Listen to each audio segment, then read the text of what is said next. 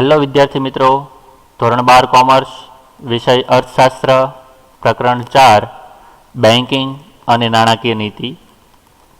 વિદ્યાર્થી મિત્રો, ગયા લેક્ચરમાં આપણે મધ્યસ્થ બેંક કોને કહેવાય, તેની સ્થાપના કઈ રીતે થઈ અને તેના નાણાકીય કાર્યો વિશેની સમજ મેળવી। હવે આ લેક્ચરમાં આપણે આરબીઆઈના બિન નાણાકીય કાર્યો એટલે કે મધ્યસ્થ બેંક નાણાકીય કાર્યો સિવાયના કયા કાર્યો કરે છે તે અંગેની સમજ મેળવીશું। એટલે કે રિઝર્વ બેંક ઓફ ઇન્ડિયાના બિન નાણાકીય કાર્યો, જેમાં મુખ્ય 3 કાર્યો છે: નિયમન અને દેખરેખની કામગીરી, પ્રોત્સાહનના કાર્યો અને સમાવેશી વિકાસ માટેના કાર્યો। તો સૌપ્રથમ આરબીઆઈના બિન નાણાકીય કાર્યોમાં નિયમન અને દેખરેખની કામગીરી। તો આરબીઆઈ જે બેંકો પર નિયમન રાખે છે, તેમનું નિયંત્રણ કરે છે, તેમનું સંચાલન અને અંકુશની કામગીરી પણ મધ્યસ્થ બેંક કરતી હોય છે અને તેમની કામગીરી પર દેખરેખ રાખવાની જવાબદારી પણ મધ્યસ્થ બેંકની હોય છે। આરબીઆઈ ભારતના સમગ્ર મૂડી બજાર, એ પછી શેર બજાર હોય કે પછી બેન્કિંગ દ્વારા ચાલતું નાણાં બજાર હોય, આમ તે મૂડી બજાર અને નાણાં બજારની કામગીરીની દેખરેખ અને નિયમન કરે છે। જેમાં વેપારી બેંકોની શાખાઓનું વિસ્તરણ, એટલે કે કોઈ વેપારી બેંકને પોતાની અન્ય શાખાઓ ખોલવી હોય, તેમની અન્ય બ્રાન્ચ બનાવવી હોય, તો તે અંગેના નીતિ નિયમો, તેમને પરવાનગી આપવાની કામગીરી અને તેમની સ્થાપના થાય અને યોગ્ય રીતે કાર્ય કરે તે અંગેની સમગ્ર વ્યવસ્થા અને જવાબદારી એ મધ્યસ્થ બેંકની હોય છે। કામ કરવાની પદ્ધતિ, જુદા જુદા પ્રકારની બેંકો, જેમાં વેપારી બેંકો, સહકારી બેંકો, સહકારી અન્ય મંડળીઓ વગેરેની કામ કરવાની પદ્ધતિ જુદી જુદી હોય છે। હા, તેમના મુખ્ય કાર્યો થાપણ સ્વીકારવી અને ધિરાણ આપવું એ સામાન્ય રહે છે, જ્યારે તેમની અન્ય બાબતમાં કામગીરી જુદી જુદી હોઈ શકે। તો આ કામ કરવાની પદ્ધતિ અને બેંકો સિવાયની નાણાકીય સંસ્થાઓ, એટલે કે જે નાણાકીય વ્યવહારો કરે છે પરંતુ બેંકને લગતા તમામ વ્યવહારો કરતા નથી। તમે નામ સાંભળ્યું જ હશે, આંગડિયા પેઢી, જે નાણાંને એક સ્થળેથી અન્ય સ્થળે પહોંચાડી આપે। જ્યારે બેંકોનું એટલું બધું અસ્તિત્વ નહોતું, ત્યારે આવી આંગડિયા પેઢી દ્વારા લોકો પોતાના નાણાંની હેરફેર કરતા। તો આ આંગડિયા પેઢીઓ હાલમાં પણ અસ્તિત્વ ધરાવે છે। તો આ આંગડિયા પેઢીઓ કે જે બેંકો સિવાયની નાણાકીય સંસ્થાઓ છે, તેમજ વિદ્યાર્થી મિત્રો જે બેન્કિંગના અન્ય વ્યવહારો ન કરે પરંતુ સોના સામે ધિરાણ આપે, ગોલ્ડ લોન માત્ર પૂરી પાડે અને તેને લગતા જ વ્યવહાર કરે તેવી સંસ્થાઓ પણ છે, જેમ કે મુથ્થુટ ફાઇનાન્સ, મન્નપુરમ ગોલ્ડ લોન। આવી સંસ્થાઓ જે છે તે બેંકો સિવાયની નાણાકીય સંસ્થાઓ છે અને તેમના પર દેખરેખ રાખવાનું કાર્ય, તેમના નિયંત્રણ, અંકુશ રાખવાનું કાર્ય પણ આરબીઆઈ કરે છે। તથા સહકારી બેંકો, જે કોઓપરેટિવ બેંકો છે, જે સહકારથી ચાલે છે, જેનો મુખ્ય ઉદ્દેશ નફાનો હોતો નથી, જેમ કે આપણે ગણી શકીએ સર્વોદય સહકારી મંડળી, વરાછા કોઓપરેટિવ બેંક। આ બેંકો સહકારી બેંકો કહેવાય કે જેમનો મુખ્ય ઉદ્દેશ નફાનો હોતો નથી, પરંતુ લોકોને બેન્કિંગની સુવિધા પૂરી પાડવી અને સામાન્ય નફો મેળવવો। આમ સહકારી બેંકોની કામગીરી વગેરે પર પણ ખાસ ધ્યાન રાખે છે। આમ નિયમન અને દેખરેખની કામગીરી એ આરબીઆઈની ખૂબ જ અગત્યની જવાબદારી ગણી શકાય। જેમાં મૂડી બજાર હોય, નાણાં બજાર હોય કે પછી બેંકોની શાખાઓનું વિસ્તરણ હોય, તેમની કામ કરવાની પદ્ધતિ, બેંકો સિવાયની નાણાકીય સંસ્થાઓ અને સહકારી બેંકો વગેરે પર દેખરેખ અને નિયમનનું કાર્ય આરબીઆઈ કરે છે. બિન નાણાકીય કાર્યો તરીકે બીજું કાર્ય એટલે કે પ્રોત્સાહનનું કાર્ય. આપણા દેશમાં આજે પણ અનેક લોકોએ બેંકમાં ખાતા ખોલાવ્યા નથી. હજી પણ ઘણા બધા લોકો જેઓ ગામડા વિસ્તારમાં રહે છે અને આ ગ્રામ્ય વિસ્તારમાં રહેતા લોકો હજી એટલા બધા જાગૃત હોતા નથી. ઘણા લોકો તેમની ધિરાણ માટેની જરૂરિયાતો માટે અસંગઠિત નાણાં ક્ષેત્ર પર આધારિત છે.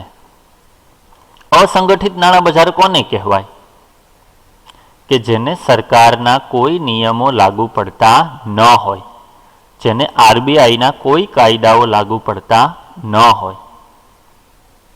જેમ કે વેપારીઓ, શરાફો કે જે ધિરાણ આપે છે લોકોને અને ખૂબ જ ઊંચું વ્યાજ વસૂલ કરે છે. જે હાલના સમયમાં ફાઇનાન્સ કંપનીઓ, જેને આપણે ફાઇનાન્સ કંપનીઓ કહીએ છીએ, આ લોકો ને કોઈ આરબીઆઈના કાયદાઓ લાગુ પડતા નથી. તે અસંગઠિત ક્ષેત્રમાં આવે છે, જ્યારે બેંક એ સંગઠિત ક્ષેત્રમાં ગણી શકાય, કારણ કે તેને સરકાર અને આરબીઆઈના તમામ નીતિ નિયમો લાગુ પડે છે અને તેના મુજબ કામ કરે છે. જે લોકોનું બેંકમાં ખાતું ન હોય તે લોકોને બેંક લોન આપવાની નથી, બેંક ધિરાણ આપશે નહીં. તો આ લોકો છે તે ધિરાણ મેળવવા માટે આવા અસંગઠિત નાણાં બજાર પાસે જશે, અસંગઠિત ક્ષેત્રના લોકો પાસે જશે. જે વેપારીઓ, શરાફો, જમીનદારો કે જેમની પાસેથી તે નાણાં વ્યાજે લેશે. ધંધાની ચૂકવણીઓ ચેકના બદલે કેશ દ્વારા કરે છે, એટલે કે હજી પણ તેમના વ્યવહારોની નોંધ બેંકમાં થતી નથી, જેથી વિનિમયની ખરી નોંધ થઈ શકતી નથી અને તેથી નાણાંનું મૂલ્ય તેમજ રાષ્ટ્રીય આવક સાચા પ્રમાણમાં જાણવાની મુશ્કેલીઓ થાય છે. જો દરેક વ્યક્તિ પોતાના દરેક વ્યવહારો બેંક દ્વારા કરે તો બેંકમાં તમામ વ્યવહારોની નોંધ થાય અને બેંક પર, બેંકના ખાતા પર આરબીઆઈનું પણ નિયંત્રણ હોય. તેથી તે તમામ જાણકારી મેળવી શકે અને દેશના તમામ લોકોએ બેંકમાં કરેલા વ્યવહારોના આધારે રાષ્ટ્રીય આવકની ગણતરી થઈ શકે. આથી આરબીઆઈ લોકોમાં આ અંગેની જાગૃતતા લાવવા માટેના પ્રયત્નો કરે છે કે વધુને વધુ લોકો બેંકમાં ખાતું ખોલાવે અને પોતાના વ્યવહારો રોકડમાં કરવાને બદલે, એટલે કે કેશમાં કરવાને બદલે ચેક દ્વારા કરે, બેંક દ્વારા કરે અને સરળ, ઝડપી અને સુરક્ષિત નાણાકીય વ્યવહારો કરી શકે. ગામડાઓમાં બેંકોની વધુ શાખાઓ ખોલાય તેવા પ્રયત્નો કરે છે, કારણ કે ગ્રામ્ય વિસ્તારના લોકો જ બેન્કિંગ વ્યવહારો પ્રત્યે જાગૃત હોતા નથી. તે લોકોના જ ખાતા બેંકમાં એટલા બધા હોતા નથી. વધુ લોકો સંગઠિત નાણાં બજારમાં આવે, લોકોને ધિરાણની જરૂરિયાત ઊભી થાય ત્યારે તે બેંક પાસેથી ધિરાણ મેળવે, નહીં કે અસંગઠિત ક્ષેત્ર પાસેથી. કારણ કે અસંગઠિત ક્ષેત્રનો વ્યાજનો દર ખૂબ જ ઊંચો હોય, જ્યારે સંગઠિત ક્ષેત્રનો વ્યાજનો દર નીચો હોય. આમ નીચા વ્યાજના દરે સરળ અને ઝડપી જોઈએ તેટલા પ્રમાણમાં ધિરાણ પ્રાપ્ત થઈ શકે. વળી લોકોના હિત માટે સહકારી બેંકોને પણ પ્રોત્સાહન આપે છે. જેમ કહેવામાં આવ્યું તેમ સહકારી બેંકો નફાના ઉદ્દેશથી કાર્ય કરતી નથી. તે સામાન્ય નફો મળે, સામાન્ય વ્યાજ વસૂલ કરીને લોકોને ધિરાણ આપતી હોય છે અને લોકોની જરૂરિયાતોને સંતોષવાનો પ્રયત્ન કરે છે. આમ સહકારી બેંકો પાસેથી ધિરાણ લેવું સરળ, સસ્તું બને છે અને લોકોની નાણાકીય જરૂરિયાત સંતોષાય છે. તો બીજું કાર્ય તેનું પ્રોત્સાહનના કાર્યો, જ્યારે ત્રીજું કાર્ય એટલે કે સમાવેશી વિકાસ માટેના કાર્યો. હવે વિકાસ માટે, આર્થિક વિકાસ માટે, નાણાકીય વિકાસ માટે આરબીઆઈ કઈ કામગીરી બજાવે છે? ભારતમાં આર્થિક ભિન્નતા એટલે કે ગરીબ અને ધનવાન વચ્ચે બહુ મોટી ખાઈ ગણી શકાય, બહુ મોટી એક તફાવત રેખા ગણી શકાય, તથા ગ્રામીણ અને શહેરી ભિન્નતા વધુ હોય. ગ્રામ્ય વિસ્તારમાં ગરીબીનું પ્રમાણ વધારે હોય છે, જ્યારે શહેરી વિસ્તારમાં ગરીબીનું પ્રમાણ ઓછું હોય છે. આમ વ્યક્તિ વચ્ચે આર્થિક ભિન્નતા અને ગ્રામીણ શહેરી વચ્ચે પ્રાદેશિક ભિન્નતા જોવા મળે છે. તેના કારણે જ્યારે નાણાકીય અથવા તો આર્થિક પરિવર્તનો આવે ત્યારે દરેક વર્ગના લોકોને અને એકમોને આવા પરિવર્તનનો લાભ મળવો જરૂરી છે. એટલે કે જ્યારે કોઈ સરકાર યોજના બહાર પાડે, સરકાર કોઈ રાહત કે સબસિડી બહાર પાડે, ત્યારે તમામ વર્ગના લોકો અને તમામ વિસ્તારના લોકોને આ સુવિધાઓ મળી રહે તે માટે દરેક વ્યક્તિનું બેંકમાં ખાતું હોવું જરૂરી છે. કારણ કે સરકાર જ્યારે પણ સહાય આપે છે ત્યારે તે રોકડ સ્વરૂપમાં આપતી નથી. તે બેંક મારફતે ચોક્કસ વ્યક્તિના ખાતામાં ચોક્કસ રકમ જમા કરે છે. પરંતુ જો ગરીબ લોકોના ખાતા જ નહીં હોય, ગ્રામ્ય વિસ્તારના લોકોના ખાતા જ નહીં હોય, તો સરકાર તે સહાય તેમના સુધી પહોંચાડી શકતી નથી.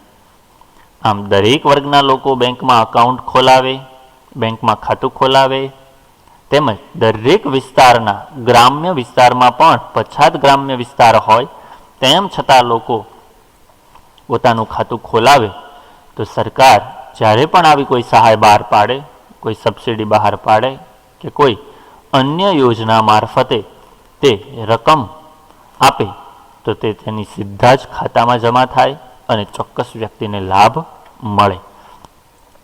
આમ આરબીઆઈ આ માટે બેન્કિંગ ક્ષેત્રે સતત પ્રયાસો કરતી રહે છે.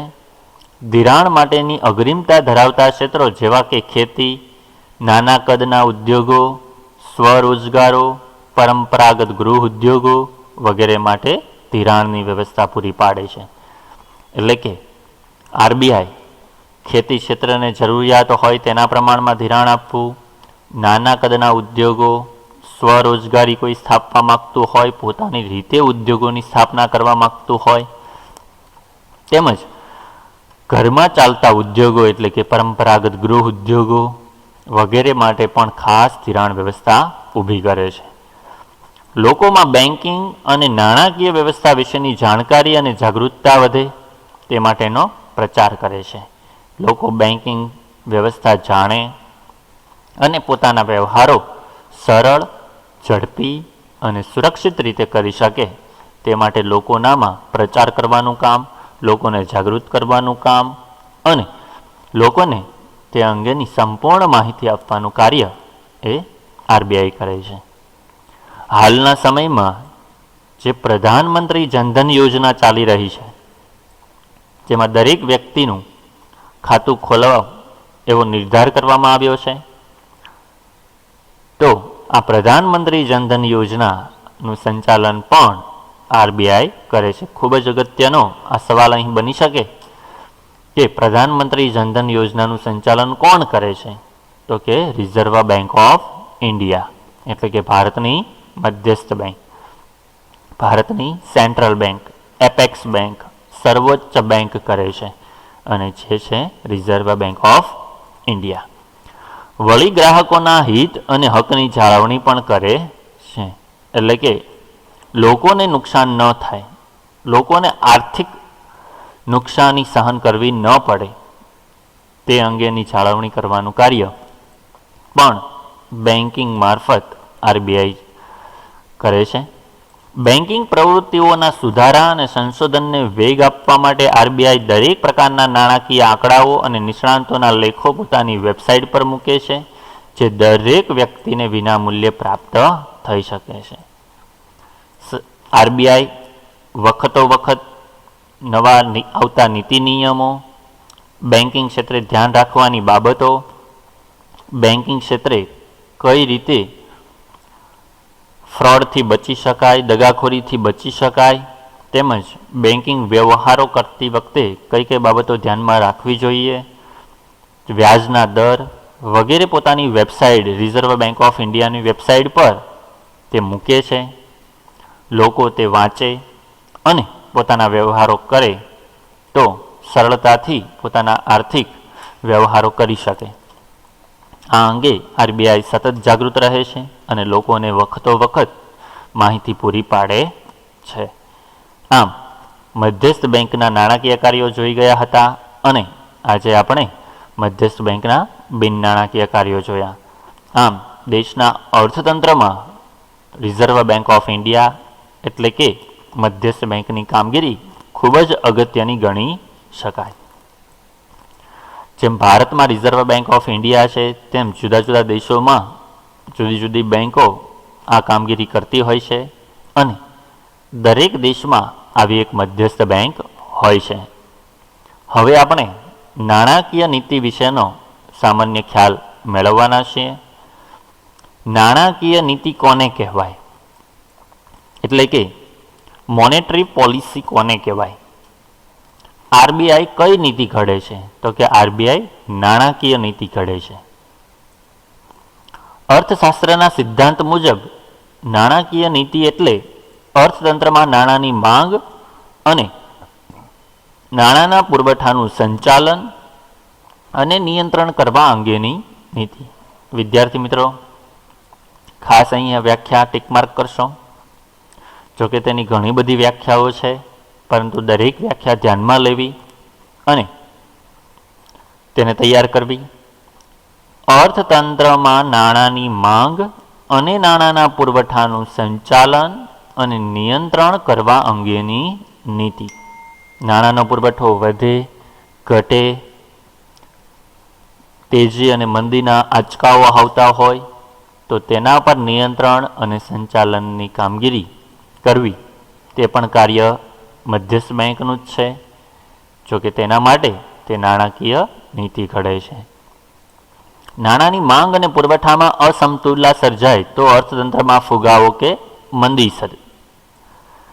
જ્યારે માંગ વધી જાય પરંતુ નાણાં ન હોય ત્યારે શું સર્જાશે? મંદી. લોકોને નાણાંની જરૂરિયાત છે અને લોકો પાસે નાણું નથી તો મંદી આવશે. પરંતુ જ્યારે લોકોને જરૂરિયાત હોય તેના કરતાં લોકો પાસે નાણું વધારે હોય ત્યારે ફુગાવો સર્જાય છે, જે આપણે ત્રીજા પાઠમાં જોઈ ગયા. ફુગાવો એટલે કે ભાવ વધારો. કારણ કે લોકોને જરૂર છે, લોકો માંગ કરે છે, તેના કરતાં તેને નાણું વધારે મળે છે. નાણું વધારે હશે તો વધારે ખર્ચ કરશે, વધારે ખર્ચ કરશે તો માંગ વધશે, માંગ વધશે અને વસ્તુ જો પૂરતા પ્રમાણમાં અસ્તિત્વમાં નહીં હોય એટલે કે વસ્તુની શું સર્જાય? અછત. અને અછતમાં શું થાય? ભાવ વધારો. અને જ્યારે સતત અને સર્વગ્રાહી ભાવ વધારો થાય તો તેને આપણે સામાન્ય રીતે શું કહીએ છીએ?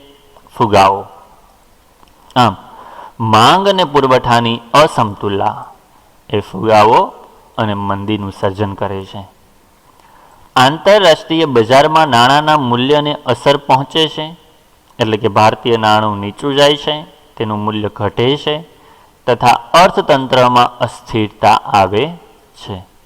એટલે કે તેજી અને મંદી જેવી, ફુગાવો અને મંદી જેવી ડામાડોળ સ્થિતિનું નિર્માણ થાય છે, જે આર્થિક રીતે નુકસાન કરે છે. માટે નાણાંની માંગ અને પુરવઠાનું સંચાલન અત્યંત જરૂરી છે. તેનું નિયંત્રણ રાખવું અને તેનું પ્રમાણ સમતોલ રહે તે અંગેની કામગીરી કરવી. આથી નાણાકીય નીતિને સ્થિરતા લાવવા માટેની નીતિ પણ કહે છે, સ્ટેબિલાઇઝેશન પોલિસી. કારણ કે નાણું જો વધી જશે તો ફુગાવો સર્જાશે, અને નાણું જ્યારે લોકો પાસે ઓછું હશે ત્યારે મંદી સર્જાશે. પરંતુ તેમની સ્થિરતા લાવવી, તેને સમતોલ બનાવવું, જેટલા પ્રમાણમાં માંગ હોય તેટલા જ પ્રમાણમાં પુરવઠો અસ્તિત્વમાં લાવવો, તે અંગેની જવાબદારી મધ્યસ્થ બેંકની હોય છે. અને તે માટે તે સ્થિરતા લાવવા માટેની નીતિ ઘડે છે, એટલે કે સ્ટેબિલાઇઝેશન પોલિસી, જેને આપણે મોનિટરી પોલિસી પણ કહી શકીએ.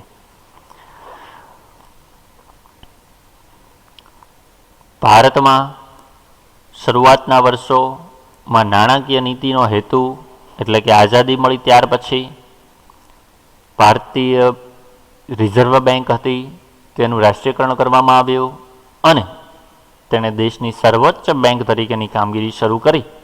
ત્યારે એટલે કે શરૂઆતના વર્ષો, નાણાકીય નીતિનો હેતુ નાણાંનું પ્રમાણ, મૂલ્ય અને સ્વરૂપને નિયંત્રિત કરવાનો હતો. શરૂઆતમાં તો કેટલા પ્રમાણમાં નાણું તૈયાર કરવું, તેનું મૂલ્ય શું રાખવું, કેટલા મૂલ્યની ચલણી નોટો અને સિક્કાઓ તૈયાર કરવા, અને તેનું સ્વરૂપ કયું હોઈ શકે, કાગદી નાણું, ધાતુ નાણું, પ્લાસ્ટિક નાણું, બેન્કિંગ નાણું કે પછી અન્ય.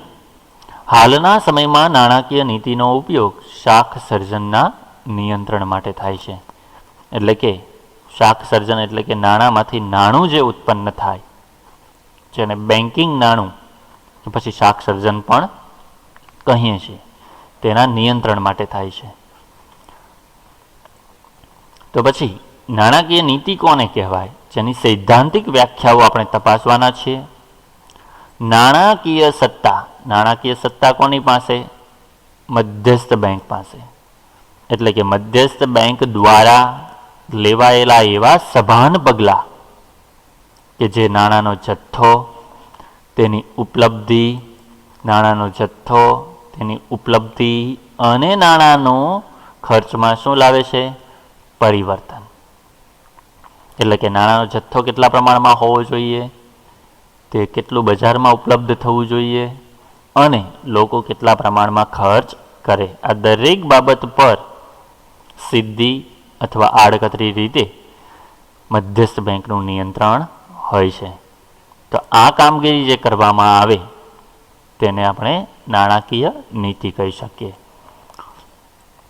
સામાન્ય આર્થિક નીતિના હેતુઓને સિદ્ધ કરવા માટે સર્વોચ્ચ બેંક દ્વારા, એટલે કે તેના હસ્તક, નાણાંના પુરવઠાને અંકુશિત કરવાના સાધનો સોંપતી નીતિ એટલે કે નાણાકીય નીતિ. દેશના અર્થતંત્રમાં નાણાંના પુરવઠાને અંકુશિત કરવો. નાણાંનો પુરવઠો જો વધી જશે તો ફુગાવો સર્જાશે, અને નાણાંનો પુરવઠો જો ઓછો હશે તો મંદી સર્જાશે. આમ તેને અંકુશિત કરવો, તેનું સમતુલા જાળવી રાખવી, તેથી તેને સ્થિરતા લાવવા માટેની નીતિ પણ કહેવામાં આવે છે, જે કાર્ય સર્વોચ્ચ બેંકના હસ્તક થતું હોય છે, અને તેના દ્વારા દેશની આર્થિક નીતિઓ સિદ્ધ થાય છે. અને ત્રીજી વ્યાખ્યા, સાદા શબ્દોમાં કહીએ, દેશમાં આર્થિક વિકાસની પ્રક્રિયાને ધ્યાનમાં રાખવી. દેશનો આર્થિક વિકાસનો દર ઘટવો ન જોઈએ.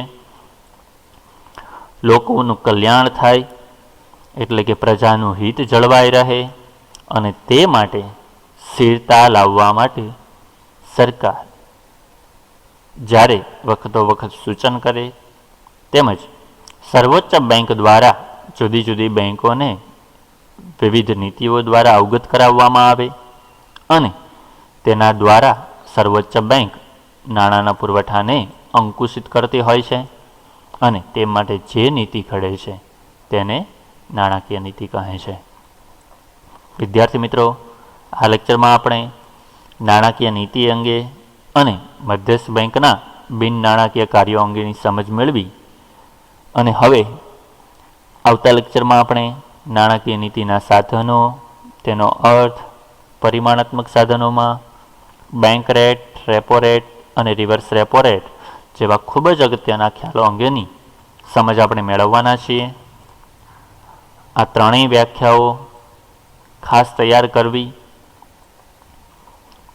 તો આવતા લેક્ચરમાં આપણે નાણાકીય નીતિના સાધનો અંગેની સમજ મેળવીશું.